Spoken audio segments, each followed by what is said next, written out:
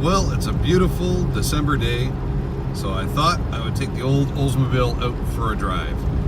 And she is just purring along great. We did cap and rotor for her, and finally got that oil pressure switch in her, and that seems to have solved her bogging out with too much choke. So, knock on wood, she's just running great. Initially, I was going to daily this thing and then do a video series throughout the wintertime work-wise. But darn car's in too nice a shape. It's a 1984. It's got, well, 99,000 kilometers on it. And with the exception of a tiny bit of surface rust just behind the rear wheels, it's in fantastic shape.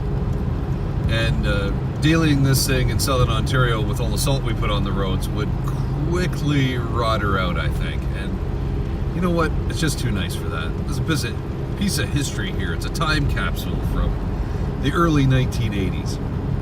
So, I'm going to take her out on the roads, get a nice day like this where the roads are relatively dry, and once I get back, she's going right to the car wash and back in the garage. And yeah, I'll document that a little bit. To drive this thing, it's got a bit of a shape. Geez, not much though. I'm sure it could use an alignment. I know I've got to do the boot on the passenger side's cracked and a couple little isms, but really not bad. It's got a few oil leaks in it, nothing serious, but enough where I keep a piece of cardboard on the garage floor so it's not leaving a permanent mark there. It's actually quite quiet. Seats are very comfortable, absolutely no bolstering support, so don't corner too fast or you slide around. But for a cruiser, she's just awesome. It's been a lot of fun tinkering with it with my kids. I've got two boys and a girl, and they love this car. I don't know what it is with it, but they love helping me tinker with it. They love clinging it.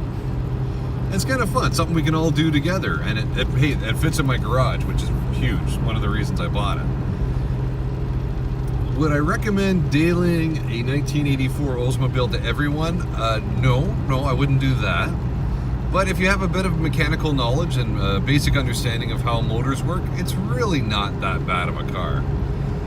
The only thing I would say is that, well, from new, the rear brakes have a tendency to lock up before the front, so that can get a little exciting if there's snow or ice on the road, as the rear end of the car wants to pass the front very quickly. On a dry day, it's really not an issue, but yeah, in inclement weather, I would not want to drive this car.